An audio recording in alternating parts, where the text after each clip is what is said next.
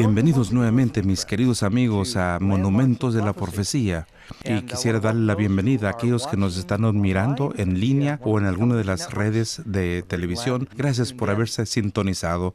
Estudiamos algunas cosas muy importantes en la profecía y el estudio de esta tarde es muy interesante acerca de una profecía muy importante que encontramos en Apocalipsis 12, pero como es de costumbre, vamos a iniciar con algunos datos sorprendentes. Allá en 1875, el barco Hudson navegaba por el norte del Atlántico y ahí encontraron a la deriva entre los témpanos un barco abandonado en alta mar. Al acercarse, juntaron a un grupo de personas que abordara este barco que flotaba, llamado el Octavio. Y se sorprendieron pensando que iban a tomar posesión de este barco y se dieron cuenta que todavía estaba toda la tripulación adentro, congelados en sus posiciones. Algunos seguían parados, otros en sus hamacas. El capitán sentado en el escritorio con la pluma en la mano, registrando sus últimos comentarios en el diario de navegación. Al mirarlo, pudieron armar la historia. Habían intentado, después de un viaje exitoso al oriente, antes del fin del verano, realizar un viaje peligroso al noroeste. Habían quedado atrapados en el hielo y sobrevivieron tanto como pudieron hasta que finalmente fueron vencidos por una ráfaga de clima gélido que les llegó y los congeló en sus posiciones. Entonces el barco anduvo a la deriva durante 13 años, flotando con los témpanos por el Ártico, hasta que fue expulsado en el oriente, en el Atlántico. Y los hombres seguían en la misma posición. Escuché que alguien hizo referencia a esta historia diciendo, todos estuvieron extrañamente en sus puestos, pero carentes de vida. Como que se parece a muchas iglesias en la actualidad. Las personas están en sus posiciones, están en el barco, todos pareciera que están haciendo su trabajo, pero casi nadie se mueve rápidamente ni tampoco tienen vida. Seamos honestos, creo que todos nos hemos preguntado en algún momento qué le pasó al poder y la vida de la iglesia temprana. ¿Y será que lo volveremos a ver o experimentar otra vez entre el pueblo de Dios antes de la venida de Jesús? Ese poder genuino y auténtico que Dios le dio a su pueblo, en el que todos estaban motivados y emocionados por la energía del amor para compartir el Evangelio, en el que se palpa la urgencia y la vitalidad. ¿Saben? La historia de esta noche tiene que ver con esto. Algunos de ustedes recuerdan, el título de la lección, de paso, es La mujer veraz, y se basa en una historia registrada en Primera de Reyes 3, versículos 16 al 28. Recuerdan que a Salomón se le dio una sabiduría sobrenatural y tuvo una prueba muy temprano en su reinado que los escribas de la corte registraron por ser una historia tan asombrosa. Hubo dos mujeres. Ellas vivían solas, eran solteras, ambas tenían bebés de más o menos la misma edad. Y mientras los niños seguían en su infancia, durante la noche, una de las madres accidentalmente se acostó encima de su niño y lo asfixió. Se levantó temprano y vio que su bebé estaba frío. Y su compañera de cuarto la vio su bebé allí, le dio tanta vergüenza y también pena que había muerto su bebé. Los dos eran pequeños. Y cuando son tan pequeños los niños, están arrugaditos, así como pasas. Y pensó, voy a cambiar el bebé. Así que tomó su hijo muerto, lo colocó en el lugar donde estaba el niño con vida, tomó al hijo con vida, lo puso al pecho y se acostó a dormir. Cuando la otra se despertó para darle el pecho al niño, dice, mira, este no es mi bebé, este es el tuyo. ¿Qué haces con mi bebé? No, este es el mío, ese es el tuyo. No había testigos, no había pruebas de ADN. Así que estaban ahí frente a Salomón y él tiene que descifrar quién es la mamá de verdad. Así que considera la situación un momento, comprendiendo algo acerca de la naturaleza humana, le dice a las dos mamás, bueno, los dos dicen que el hijo con vida es de usted y el otro muerto es de la otra, así que hay solamente un hijo vivo, hay dos de ustedes, bueno, lo vamos a dividir. Así que le llama al soldado y le dice, bueno, pártelo por mitad y dale una mitad a cada quien. Y posiblemente el guardia La pensó 2 veces al desenvainar la espada y la levantó en alto, y la verdadera mamá se postró ante el rey e imploró: no mates al niño, que se la lleve ella. Y la otra dijo: no, lo único justo que puede hacer es que dividas al bebé. De inmediato Salomón supo cuál era la mamá de verdad. Cuando sacaron la espada, supieron la verdad. Ahora, ¿qué representa una mujer en la analogía bíblica? Aquí tenemos a 2 madres peleándose por un niño. Una es la mamá verdadera, es la mujer veraz. Y la otra es falsa, reclamando al hijo, pero realmente no le pertenece. No le importa al hijo, estaba dispuesto a que muriera. Se preocupaba más por su reputación que por el bebé. Y fue cuando sacó la espada. ¿Y qué representa la espada? La palabra de Dios es rápida y poderosa y más filosa que una espada de 2 filos. Hay tantas diferentes iglesias en el mundo hoy que todos dicen tener la verdad. Creo que todos que están aquí están de acuerdo que muchas de las iglesias tienen cosas muy buenas que ofrecer, pero también estamos de acuerdo, pero que no todos pueden estar doctrinalmente correctos y tan diferentes. Hay una verdad absoluta específica, no se le olvide eso. En el mundo de hoy parece que todo es relativo. Sí, tú tienes tu verdad y yo tengo la mía. Tu verdad es verdad para ti, la mía es para mí, todo sirve para todos. Solo cree lo que quieras y yo lo que quiero. ¿Habrías oído eso antes?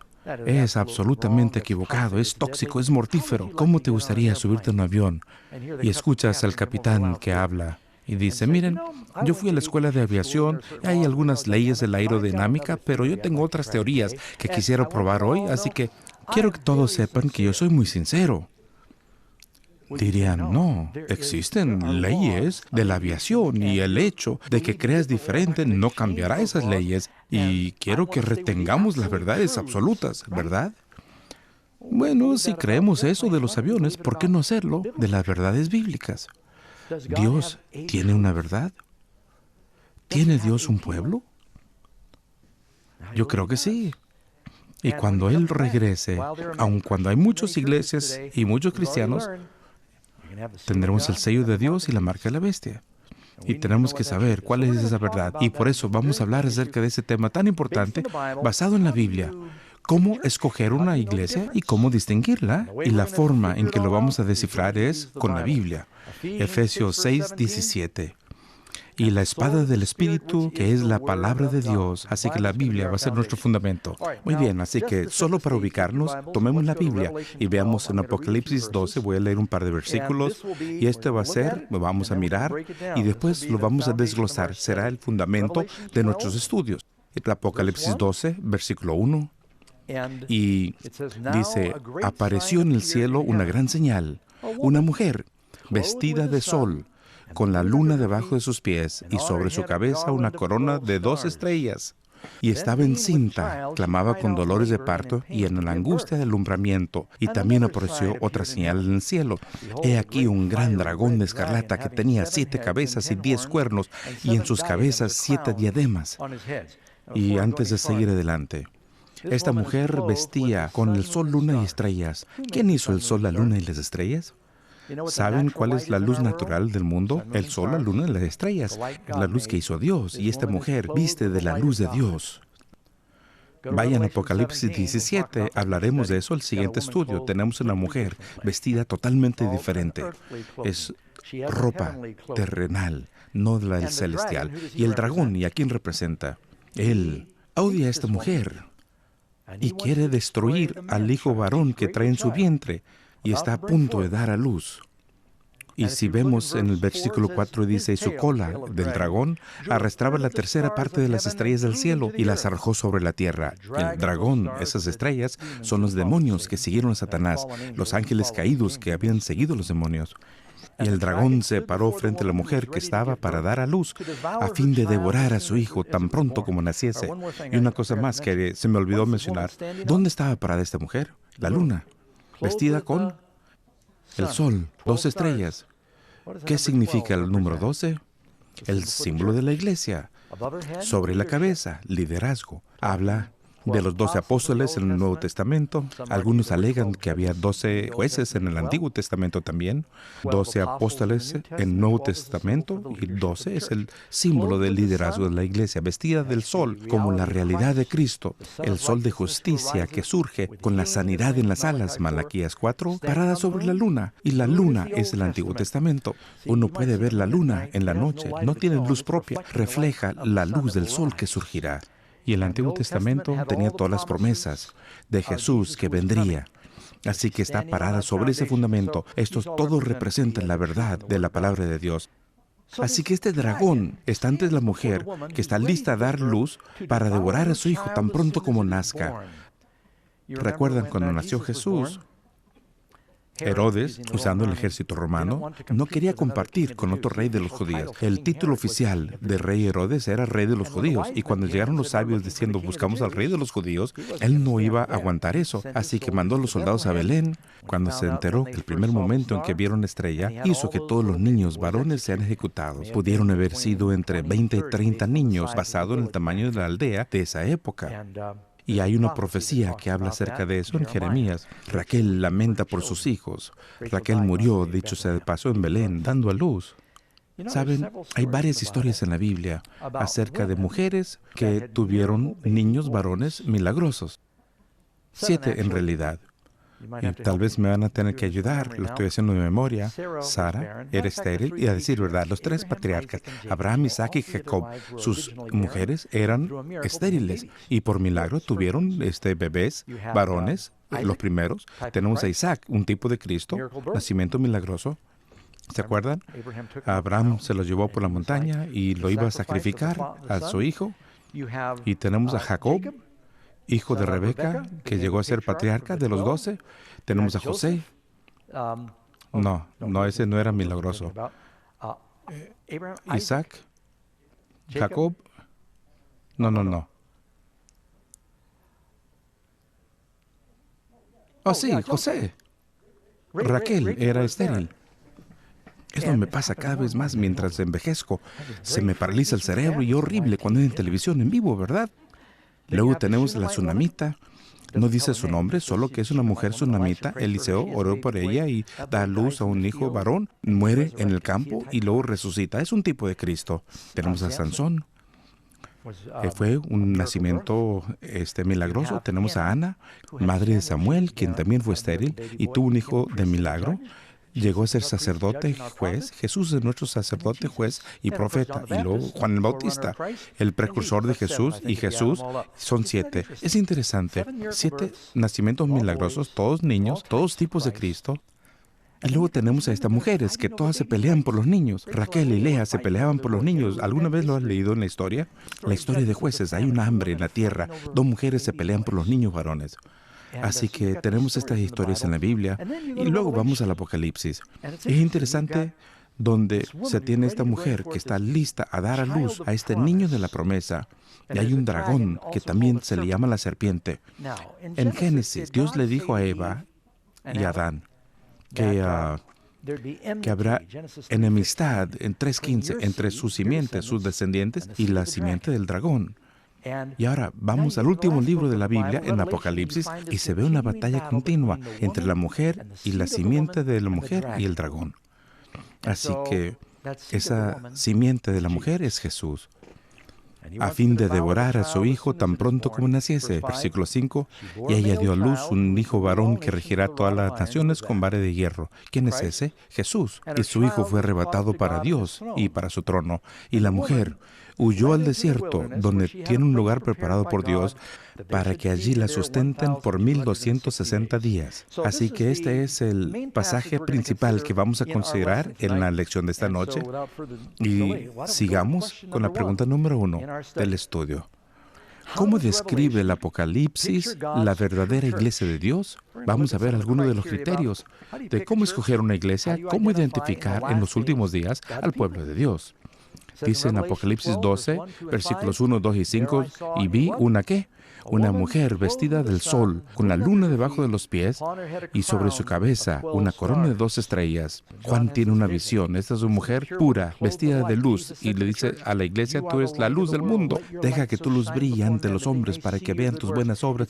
Es por medio de permitir que nuestra luz brille en los hechos de Cristo en nosotros y que los demás son atraídos. Y sigue diciendo que no solamente está parada sobre la luna, sino que está encinta. Y es interesante porque no habla de su esposo. ¿Hubo un nacimiento virginal relacionado con Cristo? Ahora, algunos dicen que esta mujer es María.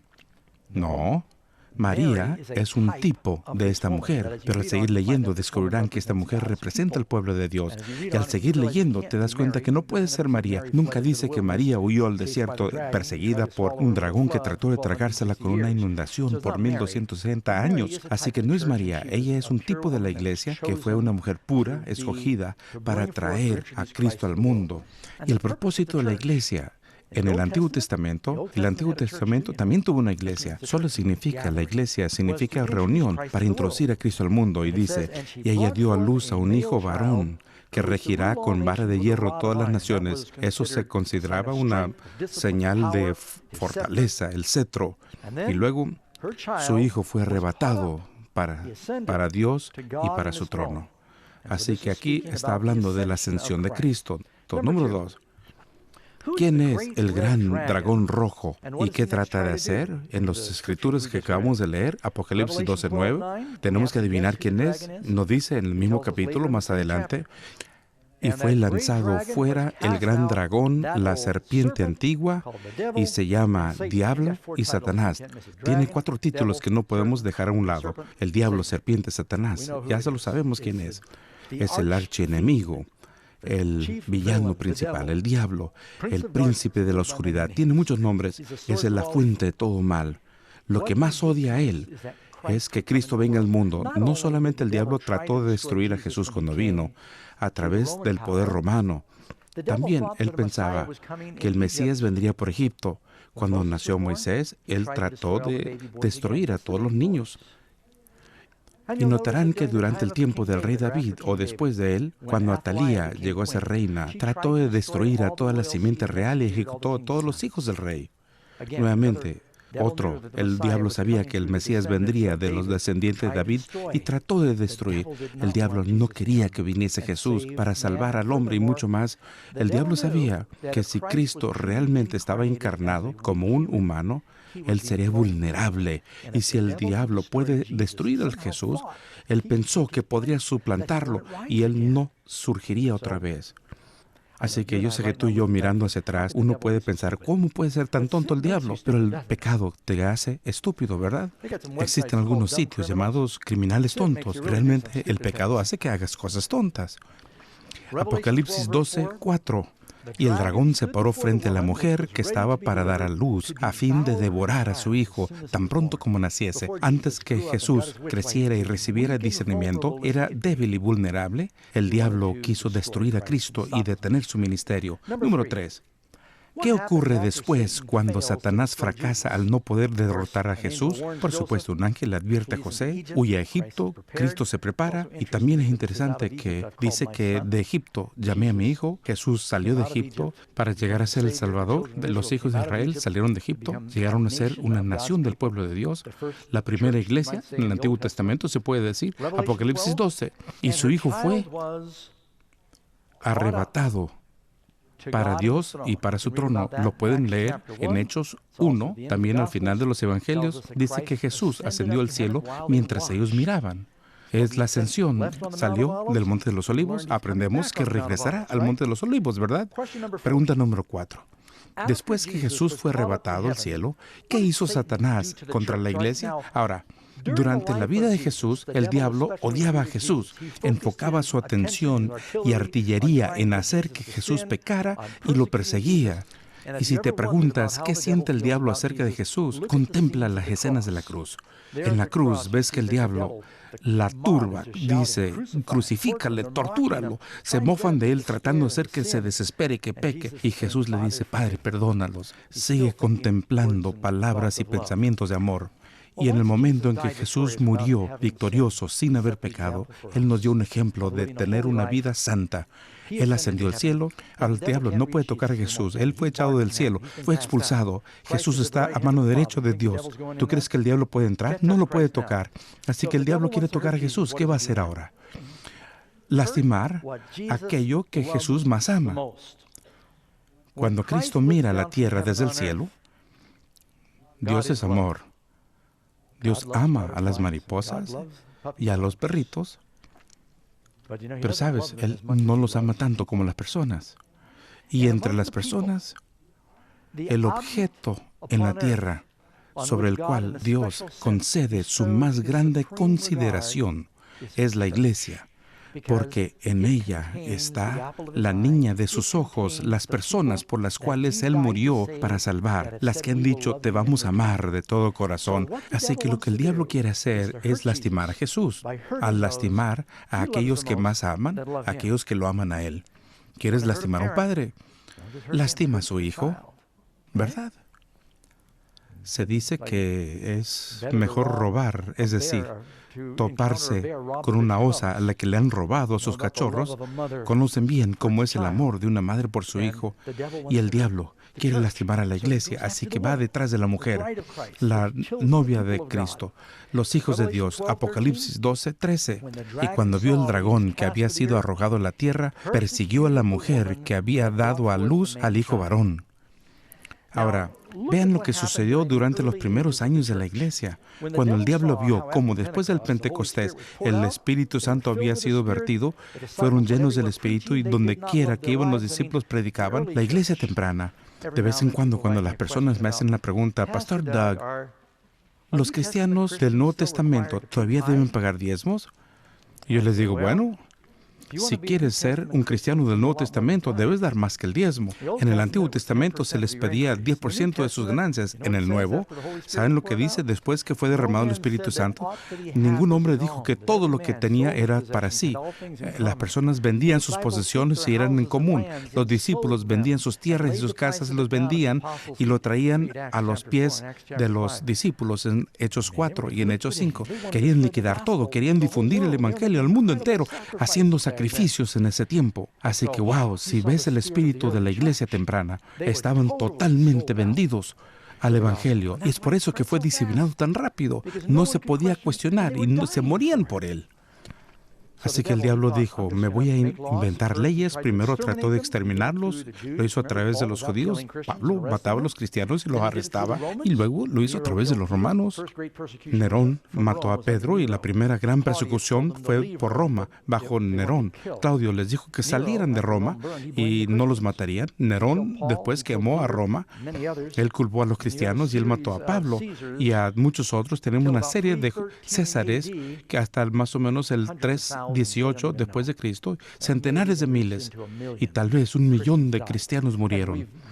Y hemos escuchado las historias donde los traían ante los ídolos y decían, bueno, tienes que hacer un sacrificio a los ídolos y si no vas a morir. Y ellos decían, no.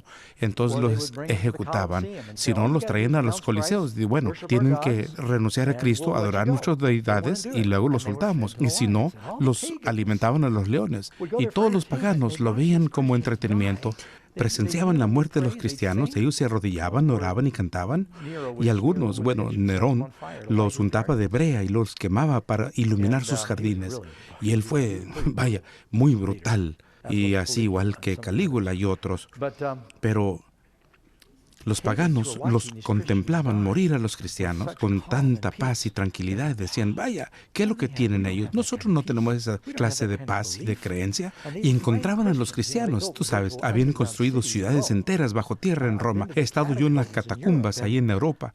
Y uno dice, habría millones de ellos, porque hay centenares y centenares de millas de túneles debajo de Malta, de Roma y Turquía, en tantos diferentes lugares. Estaban bajo tierra. Y los paganos les decían, díganme, ¿en qué creen? ¿Por qué son tan gozosos? Ellos mandaban a los cristianos allá a las minas en el norte de África, los hacían trabajar hasta caer muertos y en las paredes dentro de las minas todavía se ven las inscripciones antiguas de los cristianos. Decían, vida, vida, tengo vida. O veré a Jesús en la mañana.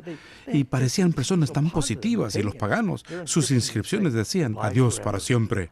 Es decir, tan fatalistas, qué triste. Así que la iglesia explotó porque los cristianos tenían esperanza. Es como Tertuliano, uno de los primeros padres del cristianismo, dijo, la sangre de los mártires eran como semillas para el evangelio. Mientras más trataban de matarlos, más se difundía. Así que el diablo dijo, espérate, esto no funciona. El plan A para el diablo era deshacerse del cristianismo por el exterminio. Pero mientras más los mataba, más surgían. Es como tratar de deshacerse de la maleza con una podadora. Solo desparrama la semilla. Así que el diablo dijo, bueno, voy al plan B. Y el plan B fue tan bueno que nunca hubo un plan C. El plan B fue, lo voy a legalizar. Voy a hacer fácil que seas cristiano. Y me voy a unir a la iglesia. Y voy a tener a todos mis representantes en la iglesia. Y lo vamos a diluir tanto con las enseñanzas paganas que perderán el poder. Y así lo hizo. Y lo sigue haciendo en la actualidad. Él viene, lo diluye el poder de la palabra, transige con el mundo. Y al diablo no le molesta que la gente, es decir, él prefiere que la gente vaya a la iglesia cuando no tienen la verdad y no están totalmente comprometidos con Cristo, consiguen suficiente cristianismo como para inocularlos contra el contagio del artículo verdadero. Así que hay tantas personas en el mundo que cuando Jesús venga, ellos dicen, Señor, yo fui a la iglesia, yo te amo, yo canté, y Él dice, no te conozco, apartaos de mí, obradores de iniquidad.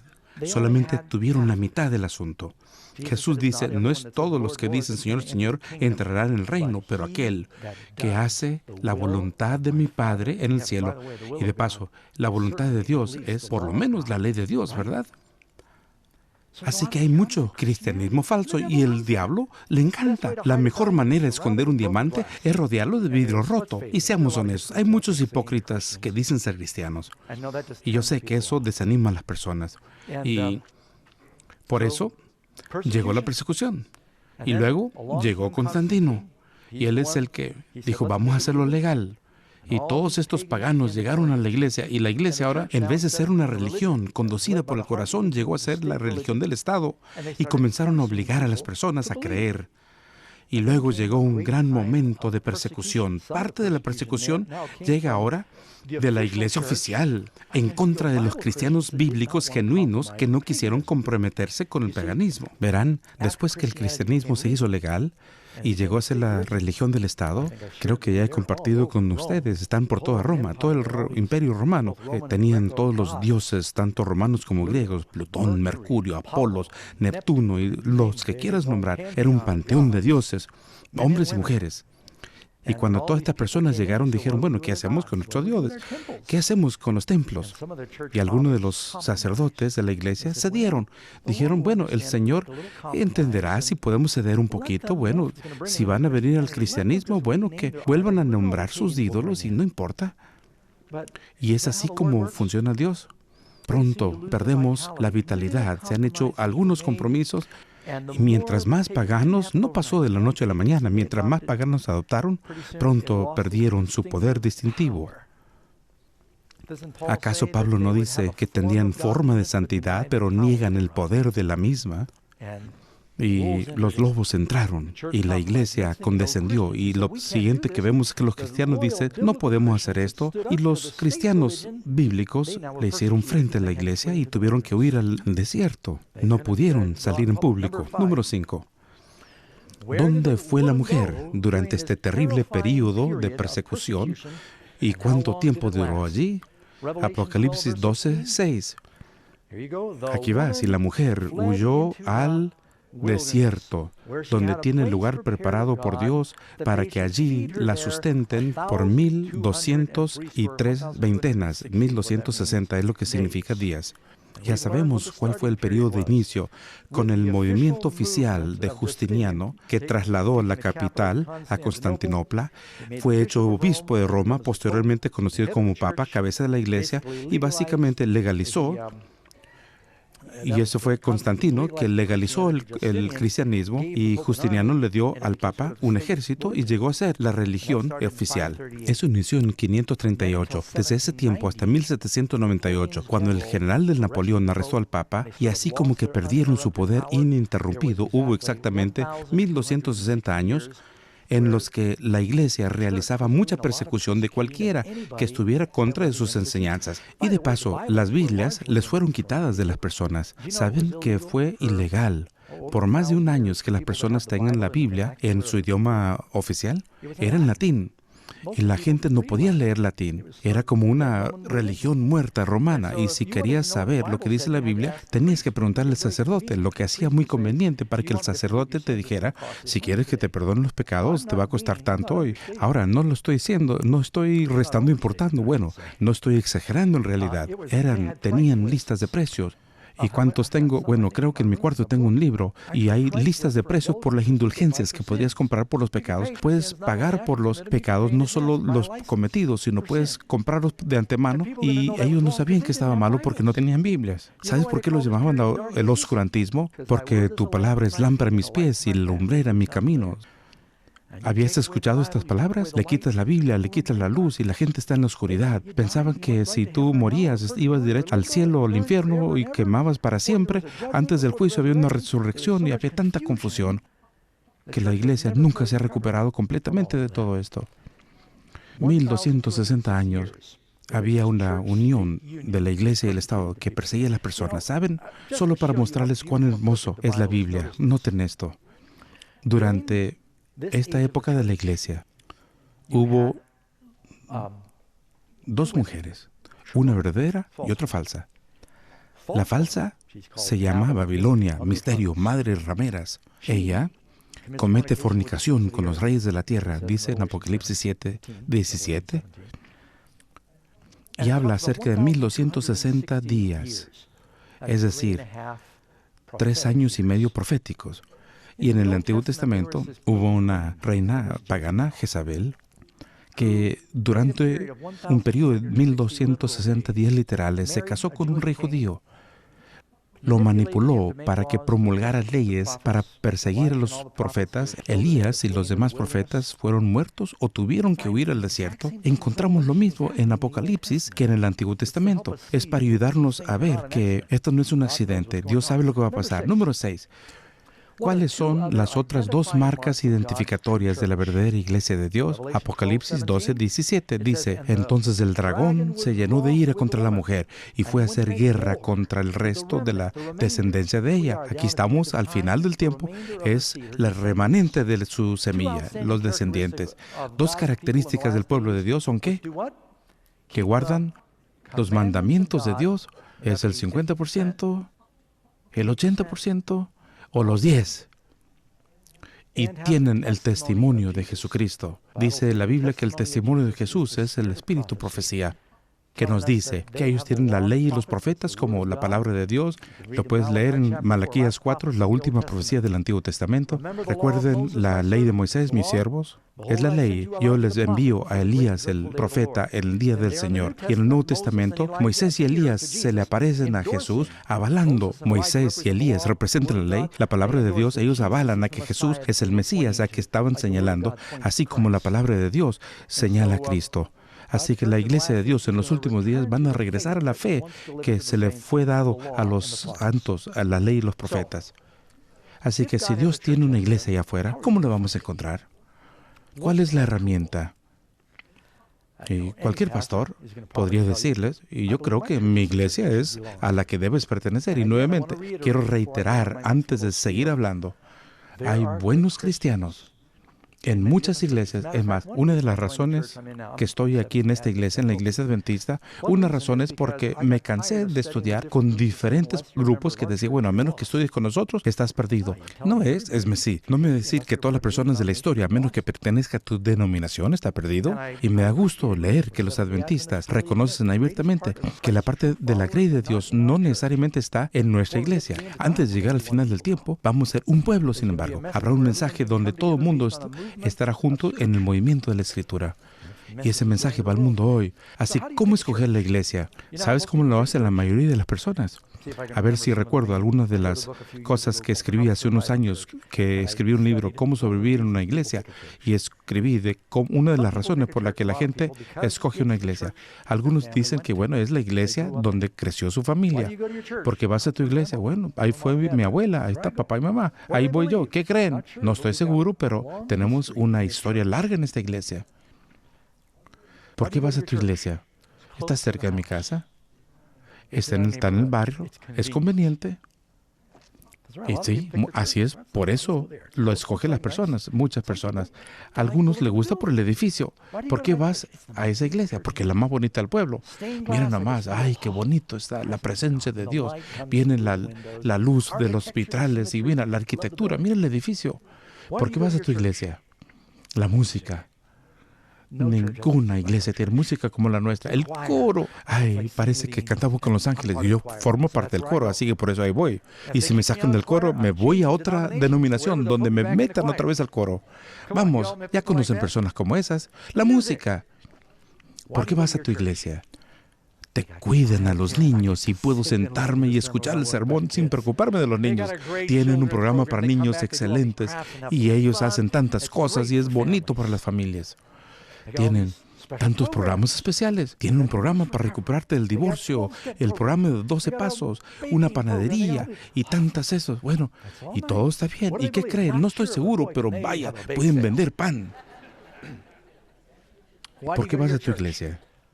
Porque cada vez comemos juntos. ¿En qué creen? No importa. Tiene buena ensalada de papas. ¿Y por qué vas a tu iglesia? Bueno, es la iglesia. Bueno, aquí todas las personas importantes del pueblo van ahí. Si quieres progresar en la comunidad y si quieres conseguir los permisos, si quieres avanzar, quieres que te elijan, es a esta iglesia vas. Es donde están los influyentes. ¿Y por qué vas tú a esa iglesia? Porque el pastor es carismático. ¿En qué creen? No sé, pero es emocionante cada semana. Vaya espectáculo.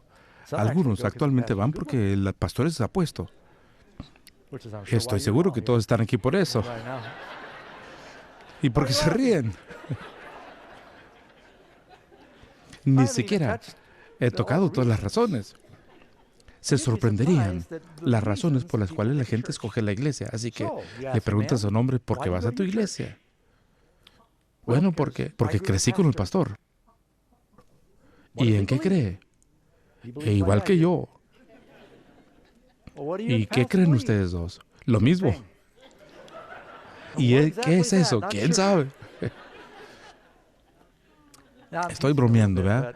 Pero realmente cuando la gente examina por qué van a la iglesia es sorprendente cuánta gente no sabe en qué cree la iglesia. Y al escarbar un poquito dice, bueno, en eso creemos, vaya, no lo sabía.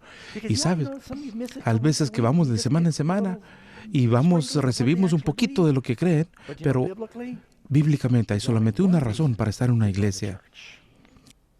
La única razón bíblica por estar en la iglesia es cuáles son las enseñanzas fundamentales de esa iglesia. Recuerdo haber oído acerca de un inmigrante ruso. Poco después de la caída de la cortina de hierro, emigró a los Estados Unidos, se quiso integrar y llegar a ser buen norteamericano. Y le hizo la pregunta a un amigo, ustedes son diferentes, ¿qué desayunan todas las mañanas? Bueno, cereal frío, típicamente. Así que fue al mercado y le dijo, bueno, ¿dónde está el cereal? Le dijo el señor del mercado.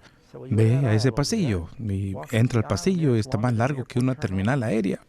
Cereales en los dos lados. Todas las clases de cereales. Tenemos algunos de salud, otros para los atletas y otros para viejos, otros para niños, algunos con premios y otros que son dulces, realmente le llaman cereal, pero el primer ingrediente es azúcar. No, bueno, vas por allí viendo los cereales y quedas atónito. ¿Y sabes por qué hay tantos cereales? Porque los que hacen cereal, aún como Kellogg's y Post, quieren capturar todas las ramas de los mercados del ser humano y hacen cereales para todas las necesidades de las personas. No podemos mercadear a Jesús así. ¿Saben lo que dicen los pastores? Dicen, encuentra lo que quiere la comunidad y predícales de acuerdo a lo que quieran. Si quieren donas, dale donas. Dale a todos lo que quieren. ¿Es así como se escoge una iglesia? ¿Saben cómo yo escojo un cereal? No me importa si hay regalos o no en la caja, o no me importa si hay un atleta ahí en la cubierta, no me importa cuán bonita o fea sea la caja.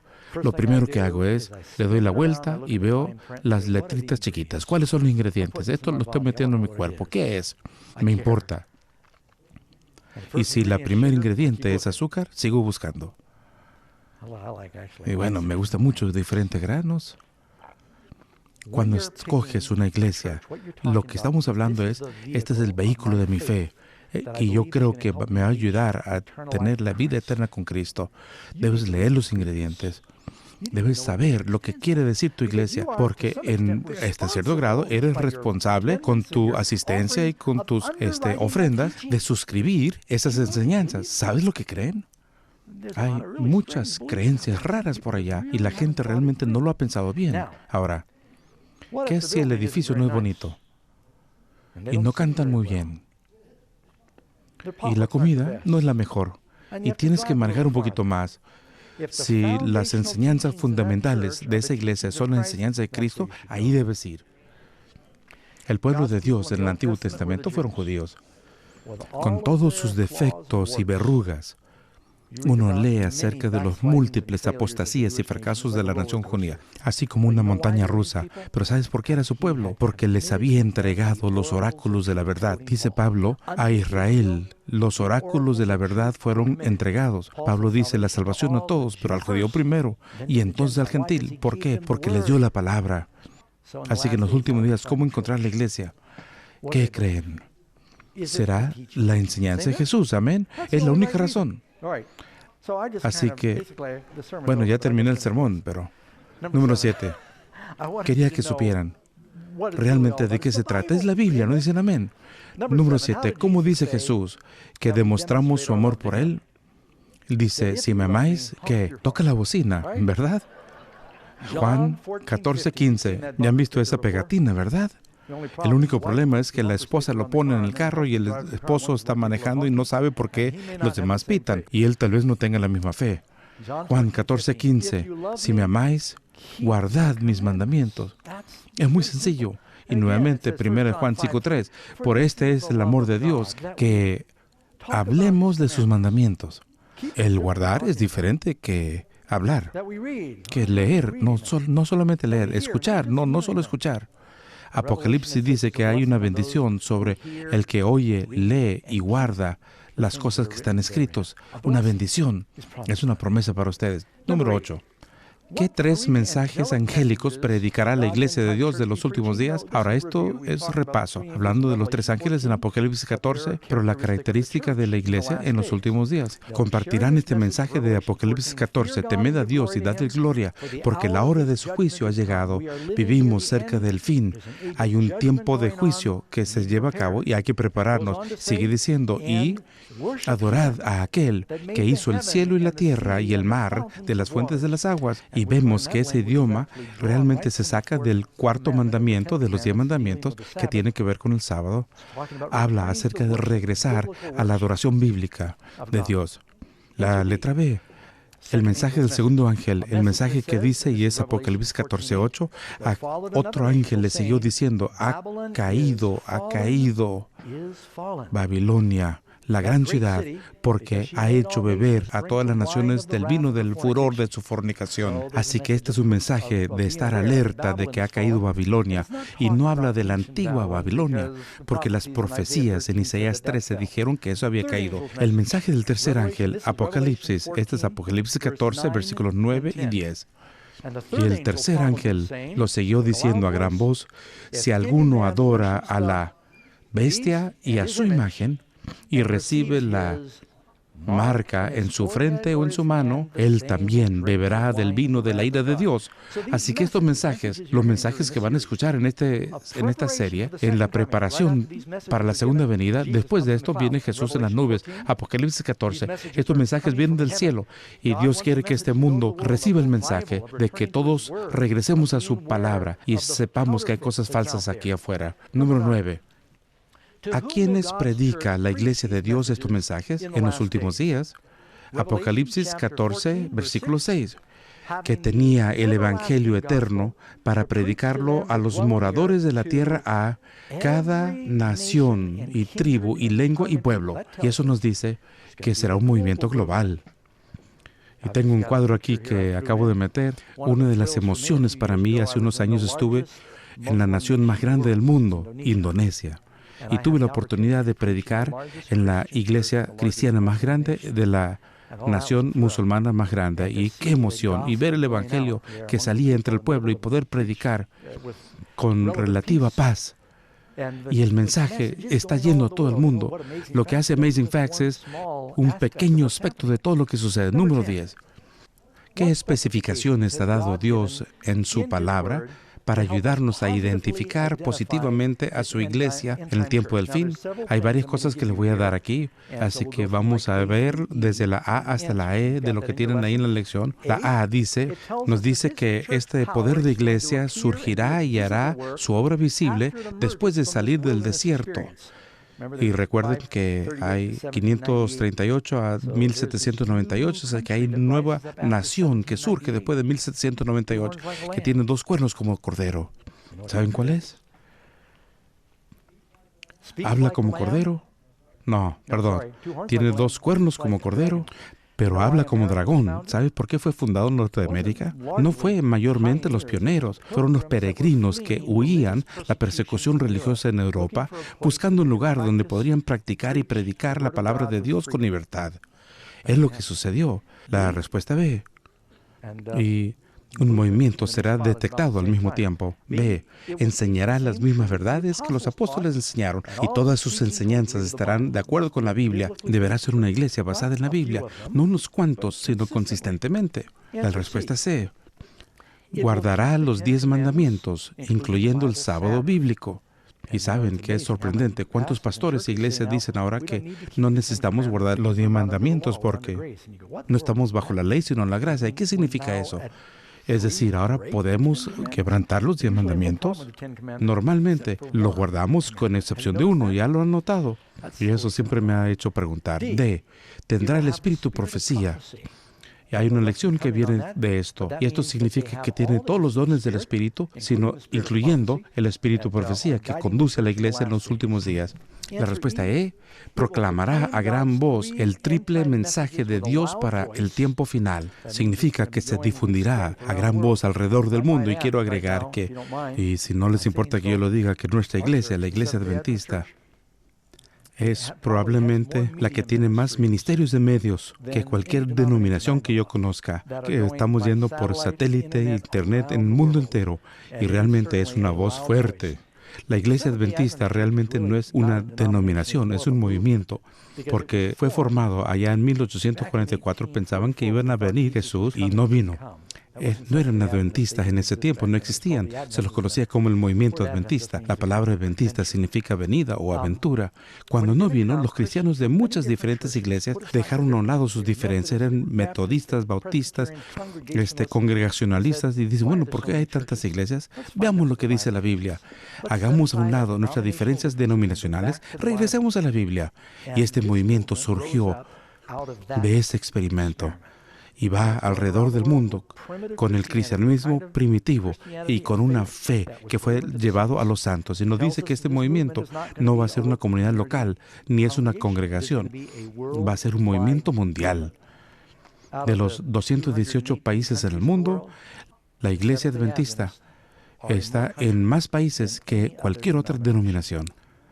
A decir verdad, cuando tiene que ver con los sistemas educativos y hospitales, la única denominación que tiene más son los católicos. Son el número 1 en las escuelas y los hospitales. Los adventistas número 2 en el mundo, en el movimiento protestante. G.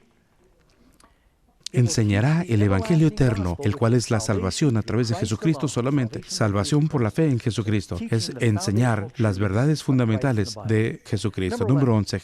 Jesús le proporciona a usted estos 7 puntos de identificación profética y dice, ve y encuentre mi iglesia. ¿Qué promete acerca de esta búsqueda? Jesús dice en Lucas 11, versículo 9, buscad y hallaréis. Así que, ¿dónde vas a buscar? En la palabra. Número 12. ¿Cuántas organizaciones en el mundo coinciden con estos 7 puntos? Efesios, dice Jesús en Efesios 4:5, un Señor, una fe, un bautismo. ¿Acaso Cristo planeó que su iglesia estuviera tan desparramada, tan fragmentada? Ese no fue el plan de Dios. ¿Quién quiso fragmentar y desparramar y dividir la iglesia? El diablo. Unidos, permanecemos erguidos, y divididos caemos. ¿Por qué no nos olvidamos de la Biblia y veamos cuál es la iglesia más grande y nos unimos a ella? ¿Unidos en qué? ¿En el tamaño? Veamos cuál está más cerca de la casa y vamos a unirnos a esa. ¿Cuál es la iglesia con el pastor más bonito? Y vamos a esa iglesia. ¿Cuál es el criterio que nos une?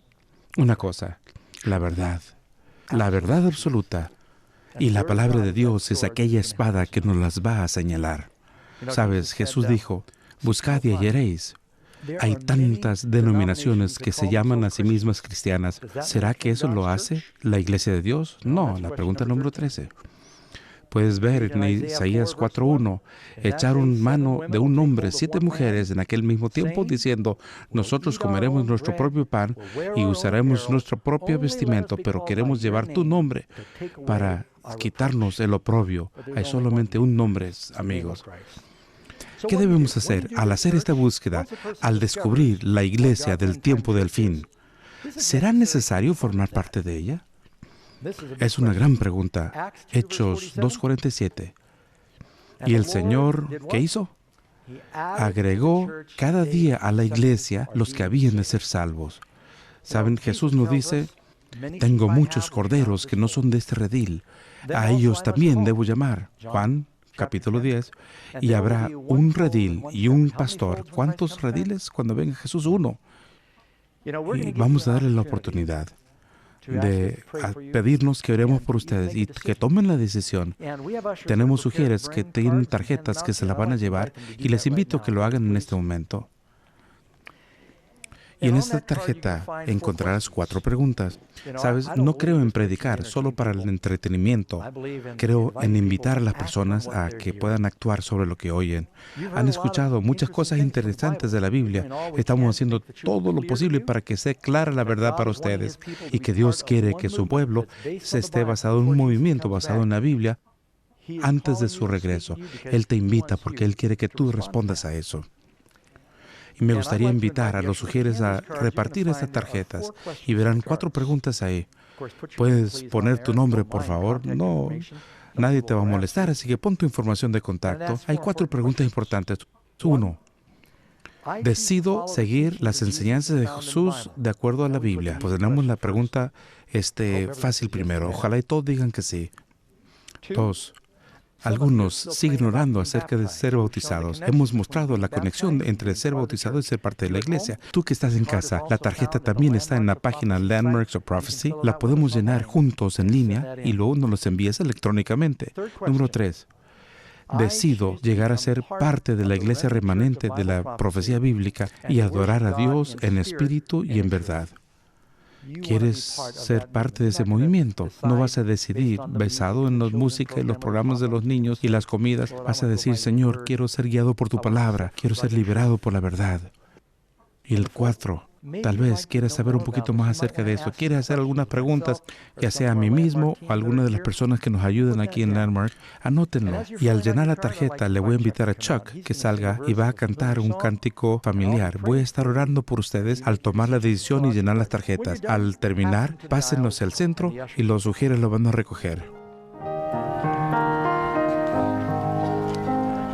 The Savior is waiting to enter your heart. Why don't you let Him come? There's nothing in this world to keep you apart.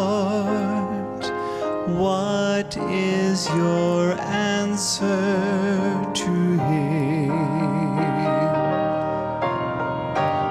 Time after time he has waited before, and now he is waiting again to see if you're willing to open the door. Oh, how he wants to come in. Amén. Me encanta el canto. Muchas gracias, Chuck. Sabes, allá en abril de 1912, el Titanic encalló en un témpano, ya conocemos la historia, y lanzaron los salvavidas eventualmente. Y muchos de los barquitos salieron vacíos porque todo el mundo quería estar con los demás. Y la gente tenía miedo de ponerse ahí en el botecito en el océano, y muchos perecieron porque andaban viendo, preguntándose qué van a hacer los demás. Al llegar hacia el final del tiempo, uno no puede seguir a la turba, uno tiene que seguir a Jesús. En el tiempo de Noé, había una forma de salvarse, había un arca.